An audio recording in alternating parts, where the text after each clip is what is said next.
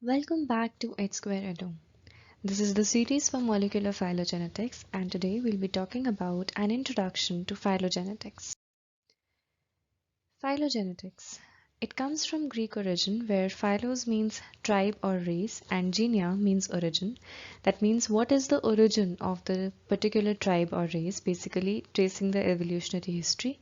So phylogenetics is the study of the evolutionary history of living organisms using tree-like diagrams to represent pedigrees of these organisms, meaning ancestors of these organisms. So this is a tree-like diagram where the leftmost species represent the ancestors and the rightmost species represents the present-day species or the species of interest. So how can we trace the evolutionary history of an organism? I can give you a hint. Well, yes, fossils have been used for a very long time to trace the evolution of an organism. Can fossils be used as a raw material to study phylogenies? Phylogenetics is often studied using fossil records, which contain morphological information about ancestors of current species and the timeline of divergence. So this is the phylogeny of elephants. So how many extinct lineages have been there? Which is the closest living relative? Basically, we get an idea about all of these questions when we make such a diagram, which is a tree-like diagram or a phylogenetic tree, I would say. But there can be limitations of using fossil records for tracing evolutionary history. First, they may be available only for certain species. So there is a great possibility that fossil data is not available for all the species for many reasons, and one of them could be geographical barriers or any other barriers which we'll talk about in the next few points. So their availability is one of the limitations which can hinder in preparing a very robust phylogenetic tree. Secondly, existing fossil data can be fragmentary. Whatever fossil information we have, it may be incomplete. There may be some parts which are missing or some information which may be misleading. So the information we get from the fossil data can also be incomplete or fragmentary.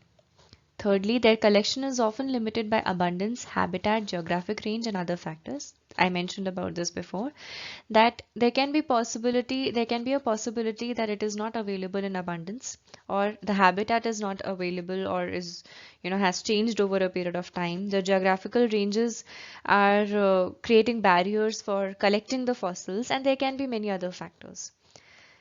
Then, the descriptions of morphological traits are often ambiguous, which are due to multiple genetic factors.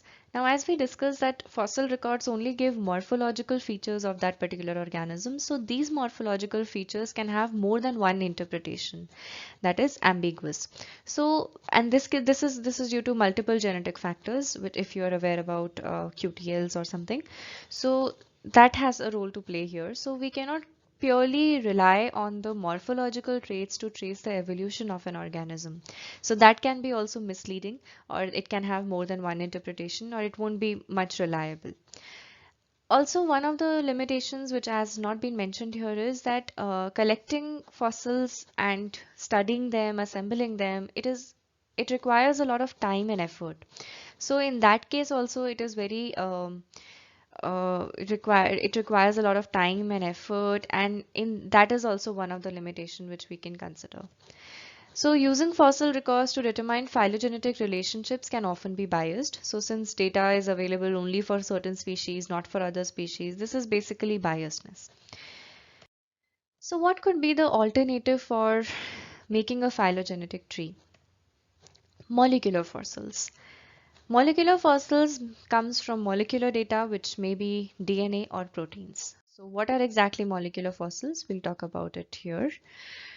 Molecular data, that is DNA or protein sequences, can provide very useful evolutionary perspectives of existing organisms because as organisms evolve, the genetic materials accumulate mutations over time, causing phenotypic changes. So the DNA or the gene, they are the source where mutations can accumulate, and over a period of time a lot of mutations might have occurred in that particular organism. So using DNA or protein sequences to frame the phylogeny of an organism could be a very useful technique. So that is why we are studying molecular phylogenetics actually. Because genes are the medium for recording the accumulated mutations, they can serve as molecular fossils.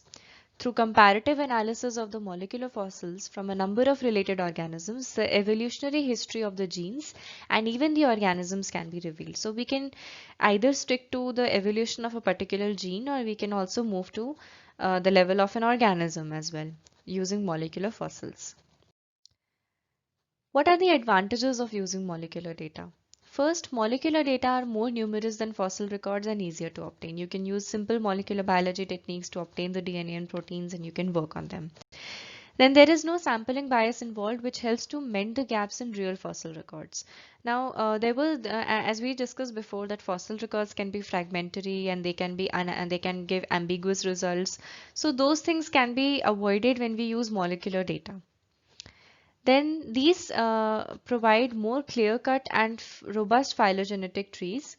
So as I just mentioned before, the limitations of fossil records, using molecular data or molecular fossils, it can give actually reliable phylogenetic trees, and there are less there is less uncertainty in that tree. So molecular phylogenetics is basically the study of evolutionary relationships of genes and other biological macromolecules by analyzing mutations at various positions in their sequences and developing hypotheses about the evolutionary relatedness of the biomolecules.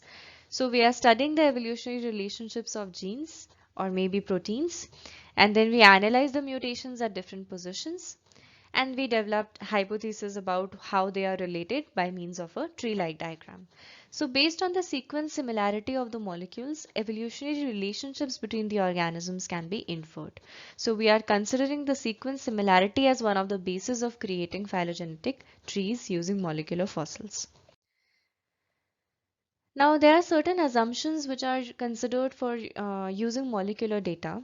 So one of them is that the molecular sequences used in phylogenetic construction are homologous, meaning that they share a common origin and subsequently diverge through time. So we are assuming that they have a common origin and they have diverged over time.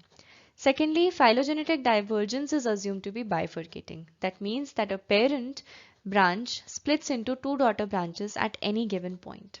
And thirdly, each position in a sequence evolved independently. So the variability among sequences is sufficiently informative for constructing unambiguous phylogenetic trees. So each organism in that tree or each position in that tree has evolved independently.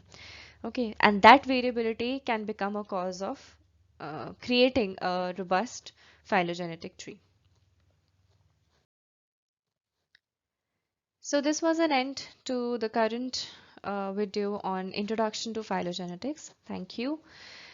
Upcoming, we have a video on terminologies in phylogenetics, and we will also talk about bacteriophages in molecular biology, which will be discussed later in Hershey and Chase experiment. So if you found this video useful, please like, subscribe and share. Follow us on Instagram and Facebook, and for any queries or suggestions, please write to us at the given email address. Thank you.